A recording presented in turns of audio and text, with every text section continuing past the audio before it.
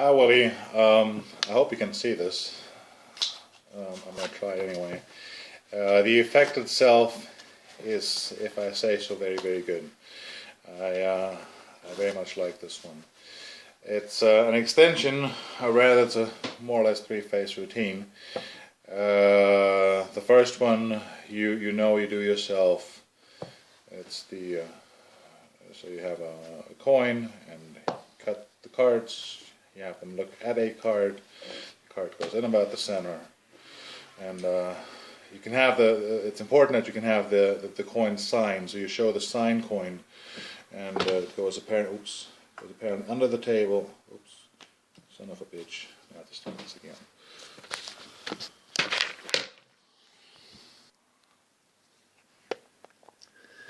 Hi Willie, I have no idea if you can see this or not. I will try this again in a minute. But my wife no longer wants to she wants to be my camera woman, so I'll have to make do myself. It's a very good effect, if I say so myself. I'll show you what I mean by it. The first phase is well known. You have somebody cut the cards, and they cut the cards.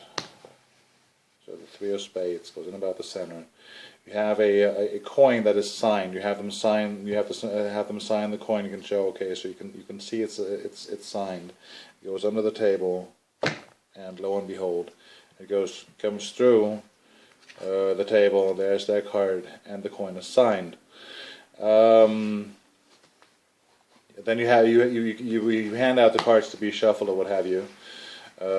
Making sure to take out whatever bridge there is before that, and as they shuffle the cards, you do this or what have you. You have them choose a card. Say they choose the five of hearts this time. I'm messing this up for you on camera, but I've actually tried this a few times for real people, and it's very nice. So now you have the coin on the table, apparently the only coin. And it's important that they see this from above. And then you take the coin and you just literally just push it through there. It pushes through there, and in between there's now the coin, which again of course is signed. And that's pretty much the first version of this, and I think it's the best version. I don't have to explain much to you in the way of how this works, because once you see it, it's obvious. But I want to go through this very briefly for you, just because. The first part, obviously, I know I saw this on your seminar summary. So you do the coin cut anyway, which is one of the great classics of magic, in my opinion. And it occurred to me that since the coin is signed in the original description, Larry Jennings' original description, also in the Tamara's description, he's got that in. What's it called, the 5 points of magic or something. The coin is signed, and I usually never have the coin signed when I do a coin cut, and I've done this quite a bit and quite extensively. And I usually also don't do the impasse. Sometimes I do the impasse if the conditions are just right, and sometimes I don't. But if you do have the coin signed, it's a good enough excuse to do this and say, well, look, there's the you can see the signature, and then you do this sort of a retention transfer. It goes through, and of course there's the coin. But as the coin gets here, if you make sure, all you have to do is think about it. If you make sure that the coin appears with say you have the eagle side sign and not the other side, well, the coin appears. So it's a very good effect, and they look at this coin, and it's signed. Yes, of course it's signed. At some point you take the extra coin, and they look at the card, and they're quite amazed. So then all you got to do is pick up this coin and do any sort of switch. Nobody's paying attention to this in the first place, so you switch a face-up coin for a face-up coin. You have the actual signed coin in your hand, and you can even do this I mean, you can say just hold out your thumb. After I've actually done this, you just hold out your thumb.